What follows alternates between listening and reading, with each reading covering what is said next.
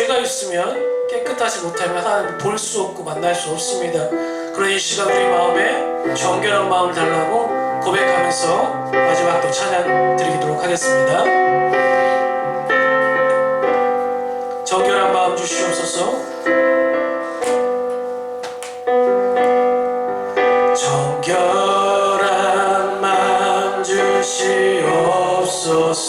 오 주님, 오 주님, 정직한 영을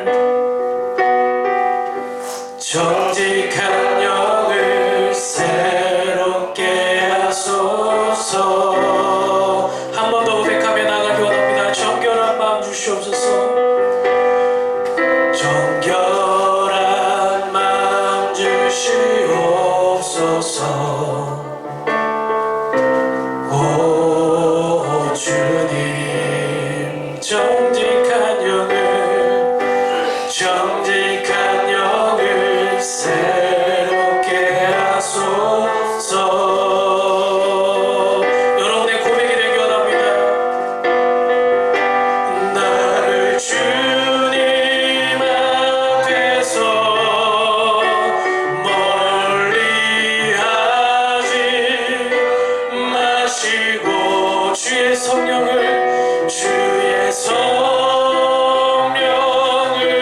거두지 마옵소서.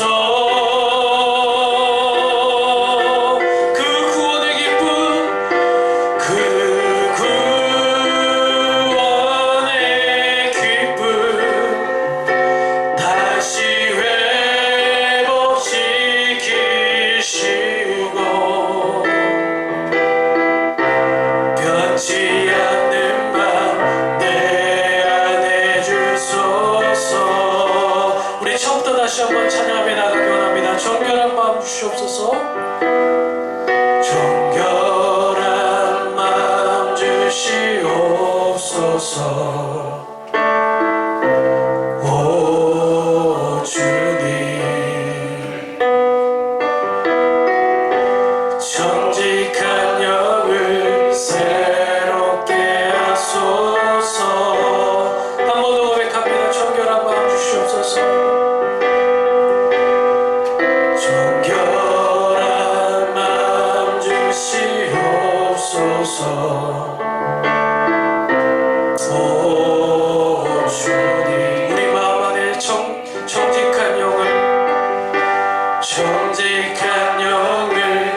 새롭게 하소서. 나를 주님 앞에서 멀리하지 마시고 나를 주님 앞에서 멀리하지 마시고 주의 성령을 거두지 마옵소서. 구원의 기쁨을 회복하게 해주시옵소서. 그 구원의 기쁨 다시 회복시키시고 변치 않는 밤 내 안에 주소서. 우리 같이 한번 기도하며 나가기 원합니다. 하나님, 우리 마음속에 하나님을 사랑하고자 하는 마음, 하나님을 만나고 싶은 그 열이, 또 주님의 그 따스한 음성 가운데 반응하고 싶은 내 마음이 지금 혹시 이 자리에 없다면, 줄어들어 있다면 하나님 다시 한번 회복시켜 주시옵소서. 우리 스스로의 노력으로도 찾기 힘들고 의지만으로도 주님께 가까이 갈 수 없음을 우리 잘 알고 있습니다. 그러기에 하나님 이 시간 성령님 찾아오셔서 우리에게 다시 한번 식어져 있는 마음들이 뜨겁게 불타오를 수 있도록 충만함을 더 입혀주시고, 하나님 말씀을 들을 때 가슴이 뜨거워졌다는 그 간당의 내시의 고백과 같이 우리들 마음속에도 하나님 그 말씀이 자리 잡게 하시고 말씀을 통하여 삶을 변하기 원하는 그런 열의가 다시 한번 일어날 수 있도록, 무엇보다도 주님의 사랑이기 때문에 이 모든 것들이 가능하게 될 줄을 믿습니다라는 믿음의 고백이 넘쳐날 수 있도록 이 시간 예배를 붙잡아달라고 우리 합심하여 함께 기도하며 나가며 기도하시겠습니다.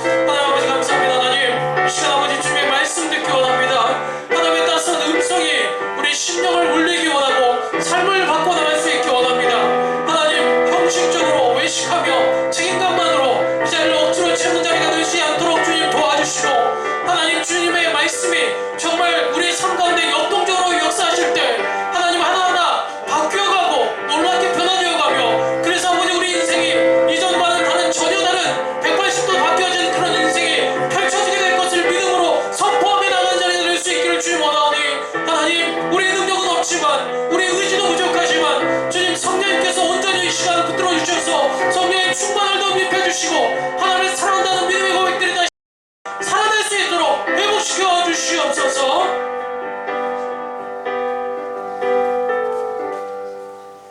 사랑의 하나님 은혜를 감사합니다. 오늘도 주의 사랑을 입은 자들 이렇게 주님 앞에 불러주시고 주님 앞에 예배할 수 있도록 도우심을 감사합니다. 정말 하늘과 땅과 모든 만물들이 주님을 찬양하는 것처럼 우리 온 마음을 다하여서 주님을 늘 찬양하는 삶 살아갈 수 있도록 도와주시기를 원합니다. 한 주간 위험하고 정말 험난한 세상 속에 우리 친구들을 안전하게 붙들어 주시고 인도하심도 감사합니다. 하나님 정말 우리 마음속에 날마다 주님을 사랑하는 마음, 감사하는 마음이 넘쳐날 수 있도록 도우시기를 원합니다. 그렇지만 또 죄악 중에 살아가던 우리들의 다른 모습도 있습니다. 하나님 정말 작은 죄까지라도 기억나게 하시고 죄에서 민감하게 하셔서 작은 죄라도 정말 주님 앞에 가지고 나올 수 없음을 깨닫고 주님 앞에 회개하고 용서를 구하는 저희들이 되게 하여 주옵소서. 이 시간 정말 정결한 마음으로 예배드리기를 소망합니다. 우리들의 마음을 열어 귀를 열어 주님의 말씀을 듣게 하시고 그 말씀을 통하여서 우리의 삶이 변화되게 하여 주시기를 간절히 소망합니다. 듣기만 하는 자가 되지 않고 정말 그 말씀을 실천하여 열매 맺는 우리 친구들 다 될 수 있도록 인도하여 주시기를 원합니다. 특별히 우리 친구들 다 공부하는 가운데 있습니다.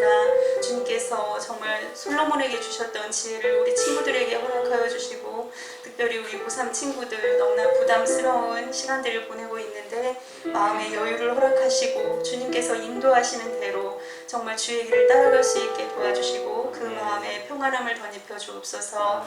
주의 길로 인도하실 줄을 믿습니다. 이 시간도 아버지 하나님의 말씀을 전하실 우리 목사님에게 능력을 덧입혀 주시고 듣는 우리에게는 마음을 열어 이 말씀을 마음판에 잘 새길 수 있도록 도와주셔서 한 주간 말씀의 은혜로 살아가는 귀한 친구들 되게 도와주옵소서. 처음부터 마치는 시간까지 온 마음을 들여 주님께만 예배하는 저희들의 예배를 받아주실 줄 믿사오며 예수님의 이름으로 기도드립니다. 아멘.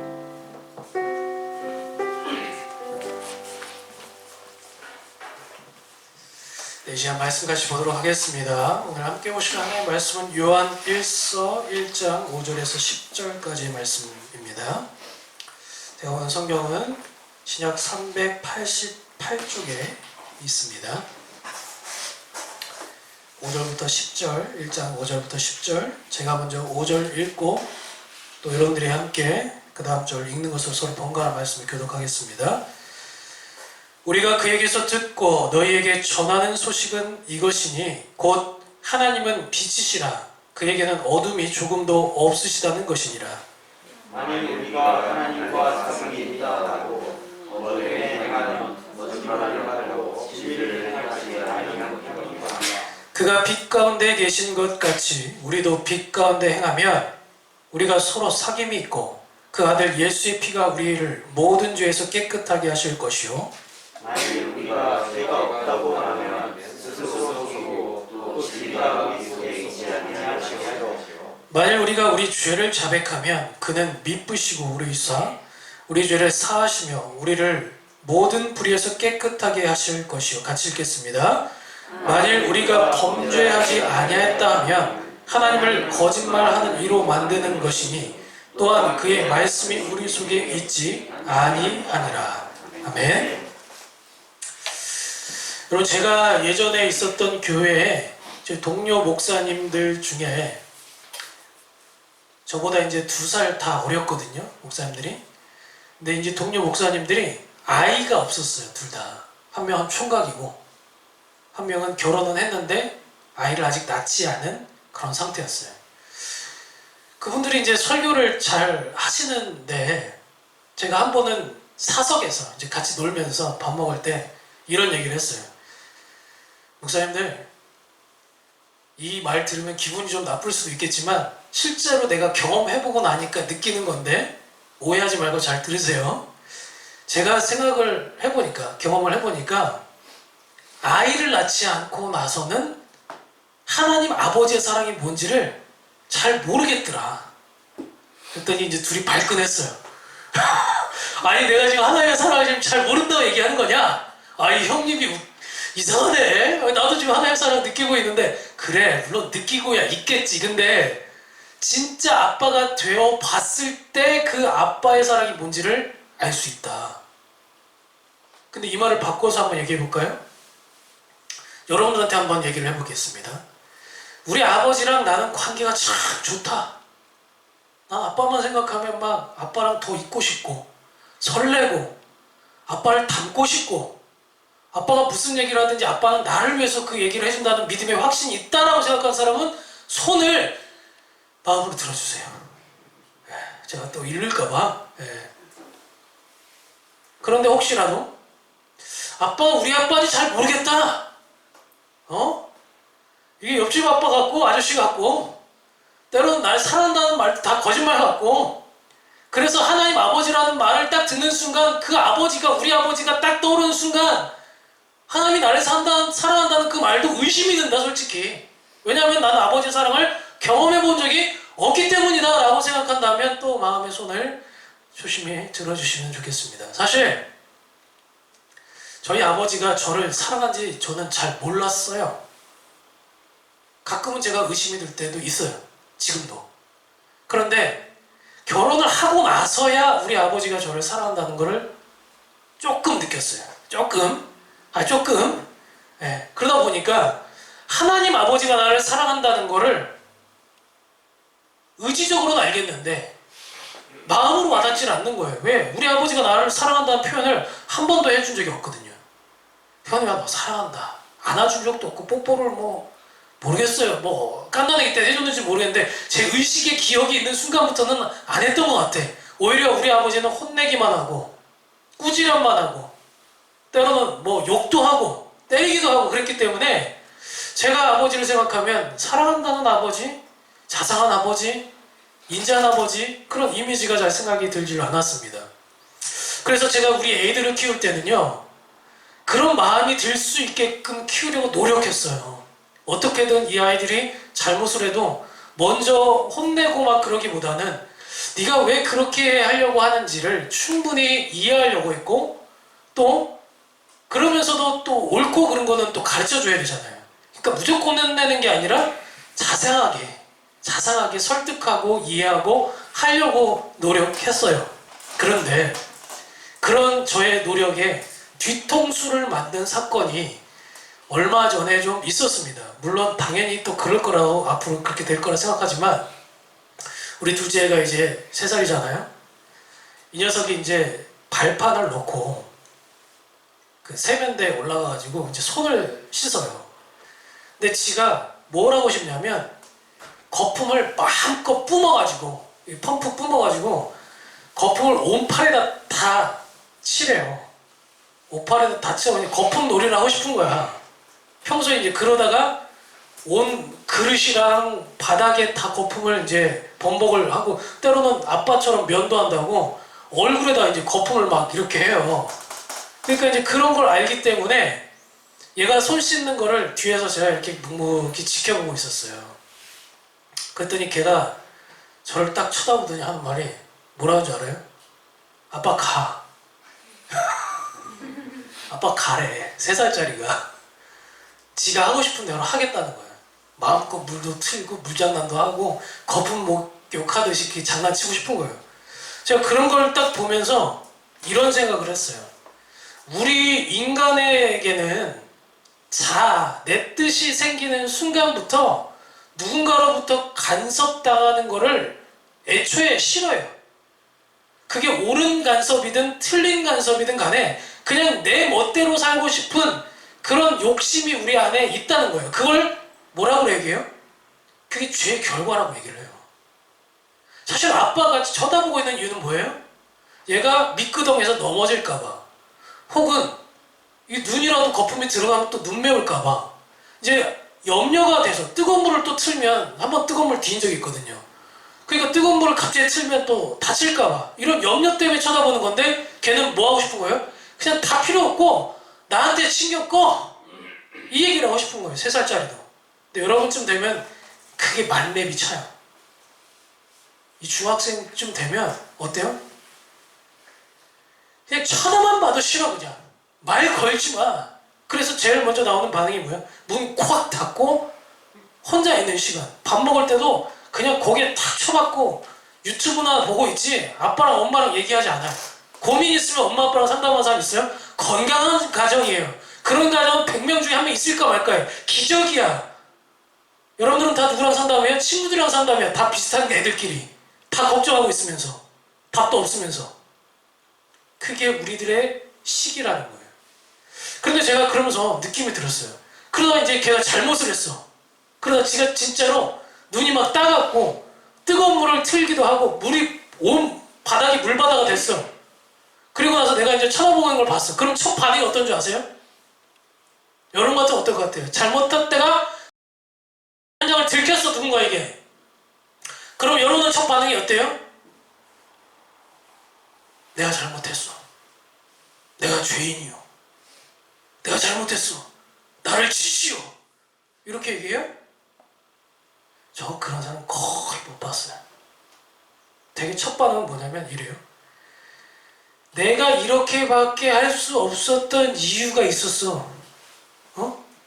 나는 뜨거운 물이 아니라 중간 물을 틀려고 했는데 얘가 미끄러졌어. 내 손에 거품이 있었거든. 그래서 미끄러져서 뜨거운 물이 나올 수밖에 없었어. 알리바이를 입증하려고 해요. 두 번째는 조금 완화된 표현인데 내가 좀 실수를 하긴 했는데 그게 뭐 맨날 그런 건 아니고 오늘 100번 중에 한 번 실수했어. 그러니까 그렇게 크게 뭐 나쁘게 여기지 마. 이런 핑계거리를 또 삼아요. 그런데 대부분 좀 건강한 자아를 갖고 있는 사람은 어때요? 잘못한 것이 들켰을 때 용서를 구하고 인정을 하고 다시는 그러지 않겠다라고 작정을 하고 개선하려고 합니다. 여러분 어떤 유형에 속하세요? 잘 인정하세요? 아니면 남 탓하세요? 아니면 알리바이를 대려고 하세요? 변명하며. 대부분의 사람들은 빼도 박도 못하는 정황의 증거를 제시하지 않는 한 일단 잘못을 인정하기보다는 지금의 이 위기적인 상황을 모면하는 것만 하면 된다라고 생각을 해요. 이때만 지나가면 된다라는 생각을 갖고 있다는 거죠. 설마 잘못을 인정해야 될 때도 적극적으로 인정하기보다는 인정을 당하는 거죠. 상대방이 잘못을 추궁하니까. 그러다 보니까 삶을 돌이켜야 될 지금 우리가 예배 이 회개의 순간에서도 회개 자체가 불편하게 느껴지는 거예요. 왜? 하나님이 마치 손 닦고 있는 뒤에 아버지인 제가 지켜보고 있는 것처럼 하나님은 어디에든 우리와 함께하고 있다고 하니까 하나님이 지켜보고 있는 그 모습 자체가 이미 불편해요. 그게 보호한다고 생각하지 않고 나를 좋은 길로 인도한다고 생각하지 않고 그냥 나를 지켜보고 있다는 그 사실 자체가 불편하다고요. 하나님이 우리를 지켜보고 있어서 그 증거물을 가지고 우리 앞에 들이밀면 그걸 가지고 평가하고 심판할 걸 알기 때문에 불편하다는 거예요. 만약에 자발적으로 죄를 인정하지 못하는 분들이 있다면 하나님이라는 존재는 참 불편하고 귀찮은 존재가 아닐 수 없습니다. 이런 이유 때문에 하나님과 사귐을 가지지 못한다는 거예요. 사귐을 가지 못해요. 엄마 아빠랑 왜 멀어진다고요? 엄마 아빠가 나를 사랑하기 때문에, 물론 표현도 중요하지만 사랑하기 때문에 그런 이야기를 한다라고 생각하지를 않고 귀찮아만 하니까 어때요? 점점 관계가 멀어져요. 그래서 관계가 멀어지면 어때요? 사귐을 갖지를 못해요. 멀어지는 거죠. 그런데 오늘 본문을 통해서 그러면 이 관계를 어떻게 개선해 나갈 수 있을지 좀 해법을 좀 찾아보려고 하는데요. 여러분 한번 성경 본문 한번 찾아볼까요? 원유라? 성경 본문 한번 찾아볼까? 오늘 본문에 가장 많이 등장하는 단어가 뭔지 한번 여러분 빠르게 한번 찾아봅시다. 단어예요, 단어. 한 단어가 있어요. 한 단어. 자, 6절부터 아마 10절까지 계속 나오는 단어일 거예요. 뭐예요?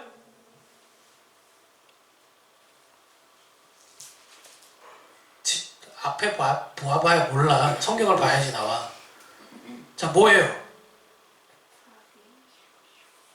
많이 나온 단어예요. 계속 절마다 나와. 뭐예요? 앞에 나와. 앞에. 맨 앞에. 뭐예요? 만일이 뭐예요? if. 만약에 그러한다면. 가정법이요, 가정법. 만일 우리와 하나님이 사귐이 있다고 하면 어떻게 한다고요? 어둠에 행한다, 안 한다? 안 한다. 그러나 만약 그가 빛 가운데 계신 것처럼 우리도 빛 가운데 있으면 어떻게 된다? 사귐이 있다, 없다? 있다. 만약 우리가 죄가 없다고 말한다면 사귐이 있다, 없다? 없다. 만약 우리가 죄를 자백하면 사귐이 있다, 없다? 있다. 아주 간단한 진리죠. 만약 우리가 범죄하지 아니했다고 핑계를 댄다고 하면 하나님과 관계를 하고 있다, 안 한다? 안 한다. 좀 쉽죠. 만약 이렇게 하면 이렇게 될 것이고 만약 저렇게 하면 저렇게 될 것이다, 이 얘기예요. 서로 대조된 문장을 보여주면서 하나님과 올바르게 사귀고 있는 사람은 어떤 모습인지를 보여주고 있는 거예요. 특별히 이 사귐에서 빼놓을 수 없는 게 하나 있는데 그게 뭐냐면 죄에 대한 문제입니다. 죄. 8절에서 10절은 죄와 우리 관계를 지금 설명해주고 있는데 죄를 우리가 어떻게 생각하고 있느냐에 따라서 뭐라고요? 뭐라고? 죄를 내가 지금 어떻게 생각하고 있느냐에 따라서 하나님과 내 사이를 사귐을 갖고 있는지 안 갖고 있는지를 알 수 있다고요. 여러분 한번 스스로에게 질문을 해보세요. 점검해보라는 얘기예요. 나는 죄에 대해서, 내 죄에 대해서, 스스로의 죄에 대해서 어떻게 생각하고 있는지. 왜냐하면 성경이 말하는 죄는요, 우리가 생각하는 죄인의 정의와 조금 달라요. 우리는 어때요? 이걸 훔치면 뭐라고 얘기해요? 도적질? 한 놈이라고 얘기하죠. 죄인이라고 얘기하죠. 근데 성경은 뭐라고 얘기하는지 아세요? 이걸 훔칠 수밖에 없기 때문에 죄인이라는 거예요. 죄가 있어서 죄인이 아니라 애초에 우리는 죄를 지을 수밖에 없기 때문에 죄인이라는 거예요. 여러분 오늘 회개했으면 내일 죄 안 져요? 짓죠? 하나님 오늘 내가 누군가를 미워했습니다. 용서해 주세요. 내일 가면 안 미워할 것 같아요? 미워해요. 그래서 죄인인 거예요. 아예 죄를 안 짓고 살 수 없기 때문에 죄인이라고요. 연약하기 때문에. 그래서 우리가 그때부터 간구해야 되는 게 뭐예요? 구해야 되는 게 뭐예요? 하나님의 은혜. 그걸 은혜라고 얘기해요. 내가 스스로 이 문제를 해결할 수 없기 때문에 하나님 좀 도와주세요 라고 말을 할 수밖에 없는 것을 인정하는 게 은혜예요. 이해했어요? 이해됐어요? 꼭 근데 설교가 끝나고 나서 나갈 때 물어보면 모르더라고. 한 30분 동안 나는 죽어라 설명을 했는데 오늘 설교 못 들었어 오면? 손 닦을 때 잘 닦으라고요? 이런 소리 하는 애들 있어. 멍 때리고 있다가 안드로메다 갔다가. 잘 들으셔야 돼요. 성령님이 이 자리에 함께하고 여러분 마음속에 들어가면 변화가 먼저 일어나는데 그게 첫 번째 변화가 뭔지 아세요? 내가 죄인인 줄을 몰랐는데 그 죄가 얼마나 컸는지를 알게 해준다는 거예요. 쉽게 말하면 양심이, 옛날에는 양심에 털난 놈이었는데 양심이 반응을 해서 죄를 깨닫게 해줘요. 그러면 죄를 깨달은 사람이 뭘 하겠어요? 그냥 그대로 죄 계속 짓고 살겠어요? 여러분, 내가 죄인인 걸 알았어. 그럼 다음 주부터 또 죄 짓고 살까? 아 그래? 그럼 안 되지. 그럼 더 나쁜 놈 아니야. 그래서 뭘 해요? 죄를 안 짓겠다고 작정을 하죠. 그걸 뭐라고 얘기해요? 하나님 다시는 죄 짓지 않을게요. 잘못했어요. 이 뭐라고 그래요? 회개하죠. 회개했는데 또 죄를 지어요? 안 지어요? 짓죠. 그래서 뭘 간구하냐면 아까 얘기한 것처럼 하나님 저는 연약하지만 저를 도와주세요. 은혜를 간구한다고요. 그게 우리의 신앙이에요. 그래서 하나님과 우리가 떨어지면, 관계가 멀어지면 죄를 회개할래야 회개할 수가 없어요. 다시 말하면 삶이 바뀌지 않아요. 죄를 계속 지어도 양심의 가책이 느껴지지 않고, 그런 양심의 가책이 느껴지지 않는 죄인이 어떻게 죄를 또 안 짓고 살 수 있겠어요? 한 번이라도 노력을 안 할 수 있겠어요? 그래서 결과적으로 어떻게 돼요? 그 죄인이 갈 곳이 어디예요? 천국 가겠어요? 못 가죠. 그래서 죄인은, 즉 하나님과 관계가 떨어져 있는 사람은 천국에 가면 안 되는 거예요. 너무 당연한 거예요. 이해됐어요? 모두가 죄를 지어요. 하나님과 관계하는 사람도 죄를 짓고 하나님과 관계가 멀어진 사람도 죄는 지어요. 그런데 차이가 있다면 죄를 좀 더 안 지으려고 노력한 사람을 하나님은 의지적으로 관계하고 있다고 얘기를 하는 거예요. 그래서 그리스도인이 된다는 건 자기 죄를 고백하는 사람이에요. 자기가 죄인이라는 걸 인정하는 사람이에요. 자기가 죄인이라는 것을 고백하는 사람은 내가 무능력하다는 것을 또한 인정하는 사람이고, 그래서 하나님의 은혜를 바라보고 하나님의 보혈만을 의지하는 거예요. 은혜를 경험한 사람은 죄를 안 지어야지 해서 의지적으로 죄를 멀리하는 게 아니라 나 같은 죄인을 용서해 준 놀라운 사랑에 감격했기 때문에. 여러분 뭐라고요? 죄를 안 지어야지 해서 죄를 안 짓는 게 아니라 나 같은 죄인을 용서해 준 하나님의 그 사랑에 놀라워서 감격했기 때문에 미안하고 놀라워서 그 사랑 때문에 안 짓는 거예요. 이해가 돼요? 아직도 이해가 안 되지. 그래서 애를 낳아야 된다는 얘기예요. 애를 낳아봐야 된다고. 조금 비슷한 얘기를 해볼까요? 사랑하는 사람은 서로 닮아간다는 얘기가 있어요. 친구든 연인이든 닮아가요. 왜요?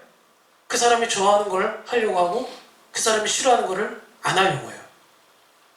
민주하고 예린이가 단짝이죠?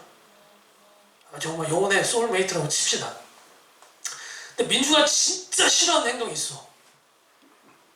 극혐. 보기만 해도 그냥 토 나올 것 같은 그런 행동이 있어. 근데 예린이가 계속 그걸 해. 옆에서 깐족대면서. 예를 들자는 거야. 그렇다는 얘기가 아니라. 그럼 민주랑 예린이는 지금 서로 관계가 좋은 거야, 나쁜 거예요? 그걸 관계가 좋다고 얘기할 수 있어요? 서로 사랑하는 관계예요? 아니죠? 그럼 이제 민주가 그걸 싫어한다는 걸 예린이가 알았어. 그러면 예린이는 그걸 하고 싶은데, 속마음은 하고 싶어. 막 미치겠어. 하고 싶어 죽겠어. 지금도 막 계속 보여주고 싶어. 그렇게. 그런데 민주가 딱 하면 싫어할 걸 아니까 어떻게 해요? 10번 할 거를 줄여가겠죠. 그러다가 나중에 점점 줄어서 어떻게 돼요? 그거를 안 하는 상태가 되겠죠. 이게 관계예요. 사귐. 사랑하는 사람은 그래서 닮아가는 거예요. 쟤가 저걸 좋아하니까 나도 저걸 해야지. 민주가 커피를 좋아하면 민주 커피 좋아해? 나도 한번 마셔볼까? 민주 바나나 우유 좋아해? 나도 한번 마셔볼까? 그럼 바나나 우유집에 가서 같이 먹기도 하고 커피를 마시기도 하고 하는 거예요. 민주가 공부를 좋아해? 되게 그래서 공부 잘하는 친구는 공부 잘하는 친구들이 있어요. 민주가 노는 걸 좋아해? 그럼 그냥 밤새서 온라이트 하는 거예요. 게임을 좋아해? 게임 좋아하는 친구 게임 같이 하는 게임 메이트가 있어요. 축구 좋아하는 친구들 매주 같이 축구하는 친구들이 있어요. 우리 운동 좋아하는 우리 선생님 운동하는 친구들이 있을 거예요. 분명히. 그죠? 예.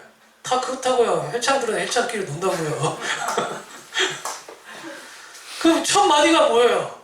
서로 만나면 너 3대 몇이냐? 너 왜 언더아머 티 입고 다니냐? 이런 얘기 물어본다고요. 그게 대화야. 시작이. 내가 관심 있는 것을 서로 하려고 하고 닮아갈 수밖에 없어요. 그러면 이걸 하나님과 우리 관계 속에서 한번 대입해 볼까요? 내가 하나님을 믿는다고 얘기하고 하나님을 따라간다고 얘기하고 하나님의 제자라고 얘기하고 아들과 딸이라고 얘기를 했어요. 그래도 닮은 게 하나도 없어. 심지어 싫어하는 것만 골라서 해. 하나님의 말씀하고 있는데 들으려고도 안 해. 이 자리에 나오는 것 자체가 억지로 나와. 그 관계에 사귐이 있어요? 사귐이 있어요? 그 관계 좋다고 얘기할 수 있어요? 그런데 아니잖아요. 아닌데 이상한 사람도 있다고요. 그렇게 관계가 안 좋은데도 자기 스스로 착각하면서 사는 거예요. 난 기독교인이야. 난 천국에 갈 수 있어. 미안하지만 정원 다 찼어. 그런 사람들이 천국에 가면 천국에 못 갈 사람이 하나도 없어. 그렇지 않아요? 성경 어디에 교회 나오면은 구원받는다는 얘기가 있어요. 성경 어디에 예배를 드리긴 드리되 말씀 하나도 듣지 말아라 얘기하면 구원받는다 얘기했어요. 그런 얘기 한마디도 안 했어요. 오히려 나더러 주여 주여 하는 자들이 있지만 다 천국에 들어가지 못할 거라고 그랬어요.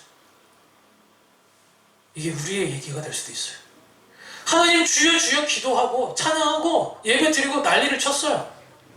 근데 천국에 못 가는 사람이 있다는 거예요. 왜? 관계하지 않았기 때문에. 행위가 중요한 게 아니라, 예배를 드리는 어떤 행위가 중요한 게 아니고, 봉사를 하고 현악단에 쓰고 뭐 찬양팀 뭐 반주하고 이게 중요한 게 아니라, 마음은 저 안드로메다 딴 데 가 있어. 즐거움이라고는 하나도 없어. 그냥 책임감만으로 하는 거야. 연애를 할 때 여러분 남자친구를 만나러 가야 되는데 오늘 만나러 가야지. 오늘 내가 스케줄이 잡혀있으니까 일단 만나러 가자. 그래서 서로 만나긴 만나는데 서로 딴 거 하고 있어. 그러면 연애하는 거예요 그게? 그냥 집에 가라고. 그냥 그럴 바에는.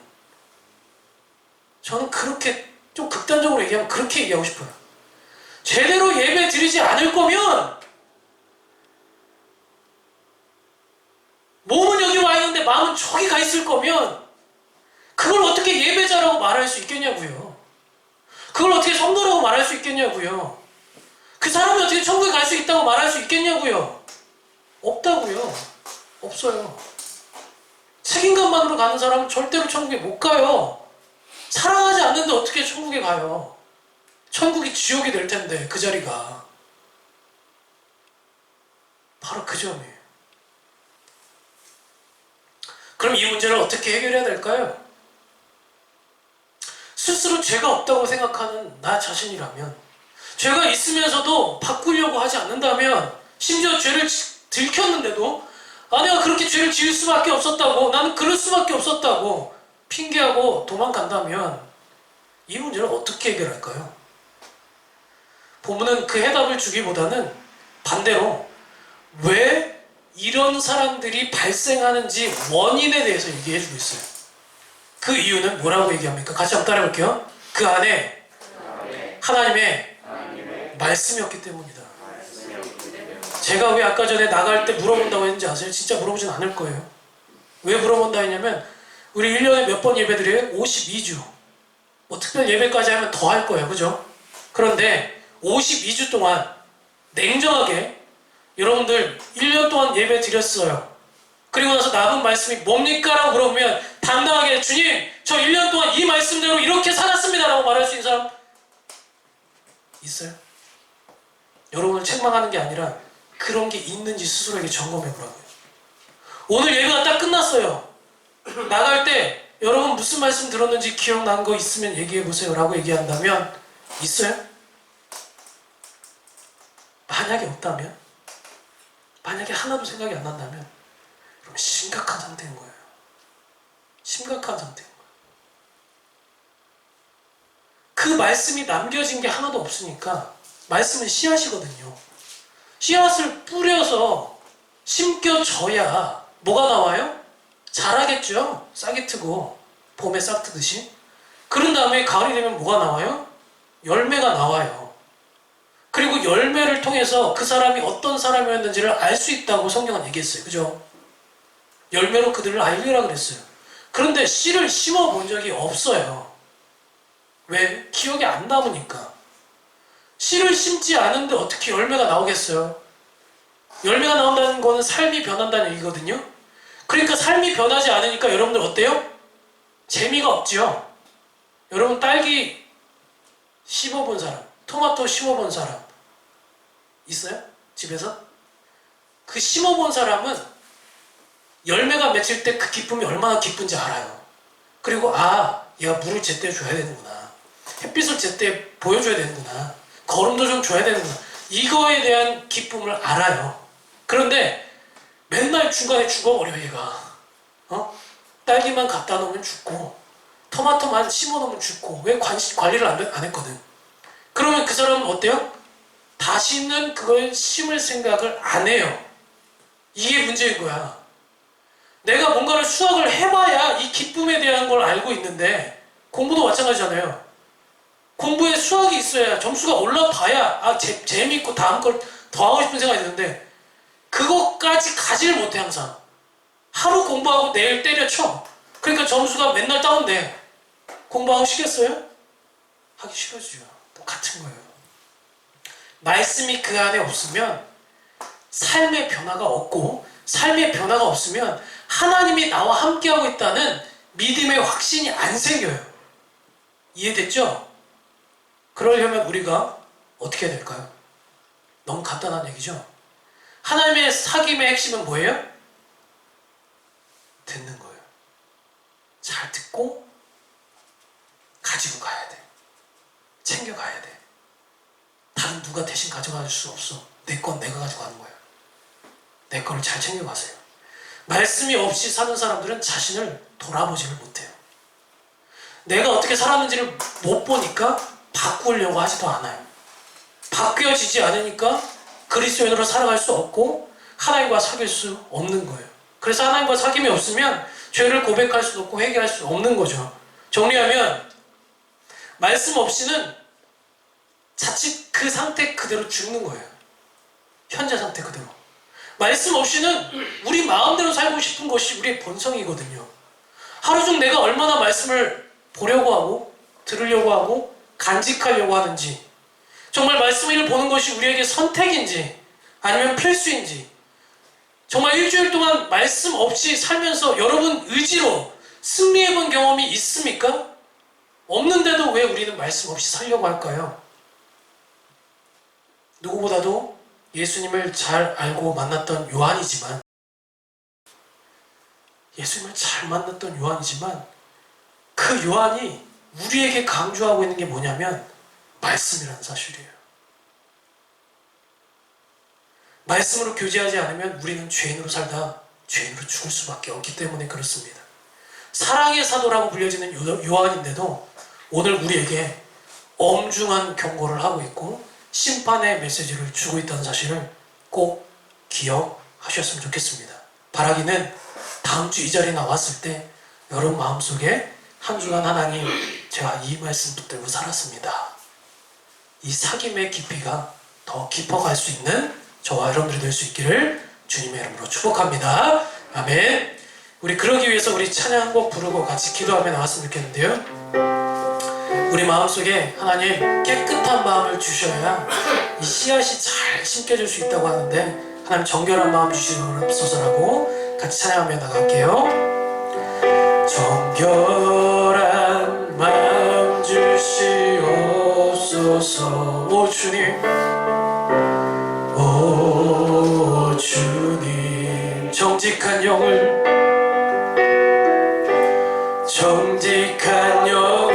새롭게 하소서. 자신의 신앙의 고백을 하면서 나의 마음을 생각하며 다시 한번 정결한 마음 주시옵소서. 주님, 오 주님, 정직한 영을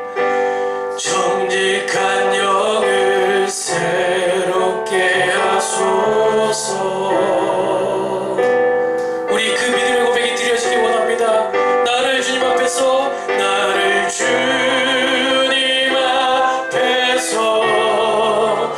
멀리 하지 마시고 주의 성령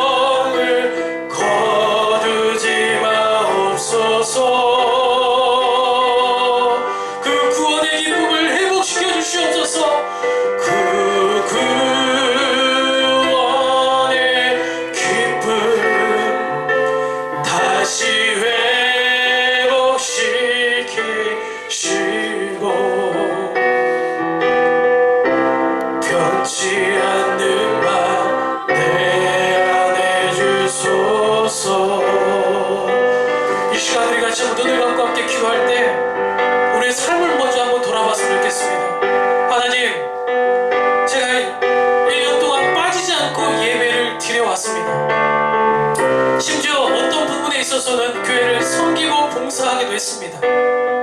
다른 사람들이 볼 때는 문제가 전혀 없어 보이기도 하고, 그래서 어쩌면 우리 스스로도 어차피 사는 게 다 이런 거 아니냐고 스스로 안주하고 타협하고 더 잘 사는 게 무슨 의미가 있느냐라고 그렇게 생각하며 살기도 했습니다.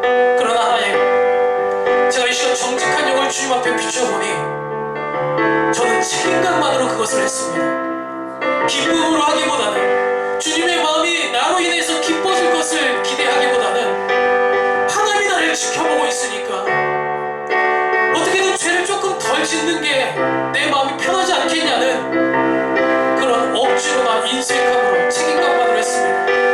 그러다 보니 주님, 관계가 서서히 무너져 내려가는 것을 바라봤습니다. 예배를 드린 것도 어느덧 기쁨이 사라져갔고, 그냥 이 자리에 있는 것만으로도 내가 할 일을 다 했다라고 생각하는 것이 우리의 마음의 솔직한 고백은 아니었습니까? 하나님, 그렇다면 하나님, 이 시간 나의 마음을 누구보다도 잘 알고 계시는 그 주님 앞에 나의 이 연약한 마음을 다시 한번 고백하며 나가기 원합니다.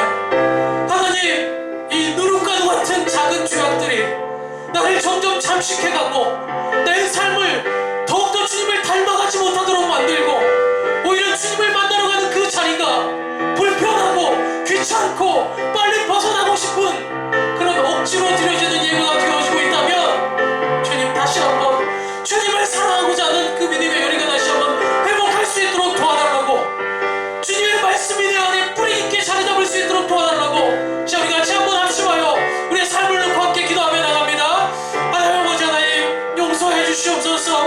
아버지, 연약하여서 하나님 죄를 지을 수밖에 없고, 주님을 사랑한다고 하면서도 여전히 죄 가운데서 죄를 짓는 것을 더 기뻐했던 아버지, 나태하고 연약한 우리의 심령을 주님 앞에 고백합니다. 하나님, 내가 연약해서 죄를 지을 수밖에 없다고 핑계대기도 했고, 다른 사람도 다 그렇게 살아가고 있는데 이게 무슨 문제냐고, 나 정도 살면 잘 사는 거 아니냐고 스스로 위안 삼위에 살아왔던 것이 우리들의 모습이었다면, 하나님, 다시 한번 정직하게 원합니다.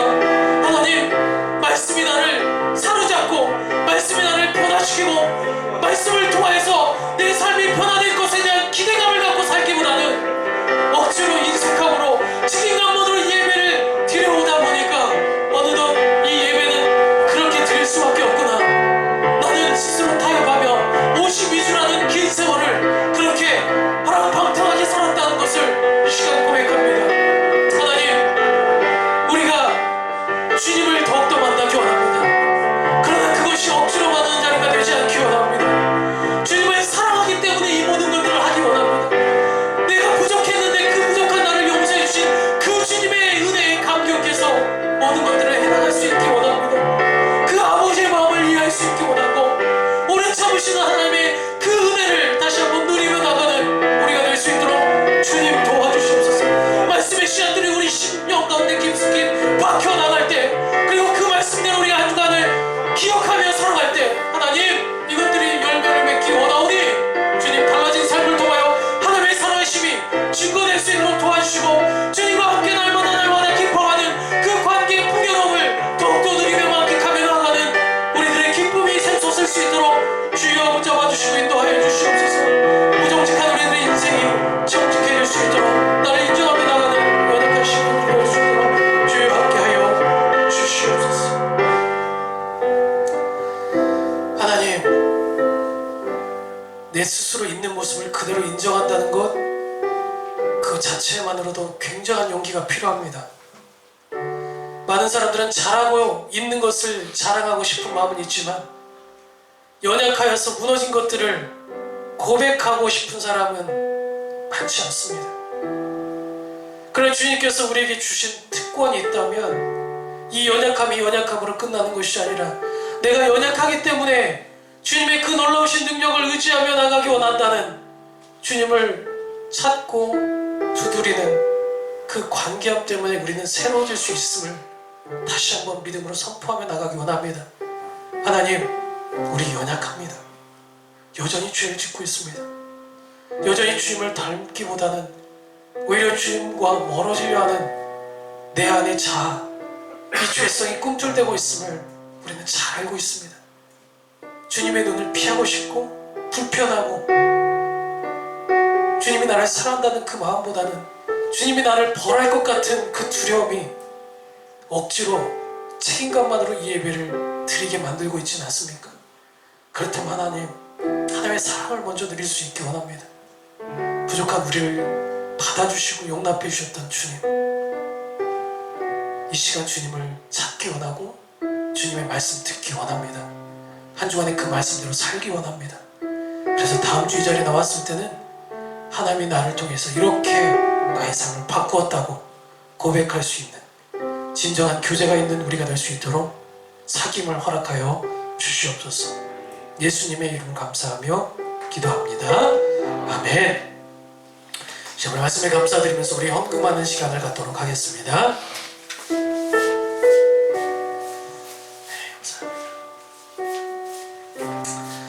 주님 감사합니다. 아버지, 이 시간 우리가 구별되어 드리는 이 예물도 책임감만으로 드리지 않기 원합니다. 이 돈이 나에게 있었다면 기회비용을 이렇게 더 쓸 수 있었을 텐데 라고 그 억지로 드려지지 않기 원합니다. 우리의 삶을 이끌으시고 풍족하게 하신 주님의 그 은혜에 감사하기 원합니다. 하나님, 그 은혜가 풍성해질 때마다 우리의 삶은 변하게 될 것입니다. 이 예물이 쓰이는 곳마다 하나님의 사랑이 더 넘쳐나게 하시고 관계가 끊어진 자에게 하나님의 사랑이 또한 풍성하게 임할 수 있도록 이 예물의 쓰임마다 주님의 은혜를 허락하여 주시옵소서. 예수 그리스도의 이름을 감사하며 기도합니다. 아멘. 네, 광고의 말씀을 좀 전달을 드리도록 하겠습니다. 11월 11일 계속해서 광고를 드리고 있는데 또 이번 주죠? 이번 주 기억하기도 쉬워요. 왜 자꾸 빼빼로데이를 먼저 생각하지만 서로 나와서 빼빼로를 나누더라도 또 기도의 자리도 함께 했으면 좋겠어요. 특별히 이 우리 언니들이, 누나가 이번에 이제 수능을 또 준비하고 또 물론 이제 면접을 보고 있지만 그 면접 과정 중에도 또 결과에도 잘 하나님의 뜻이 넘쳐날 수 있도록 도와주시고 그 진로 외에도 하나님의 사랑으로 잘 사용될 수 있도록 도와달라고 그렇게 기도했으면 좋겠고요. 또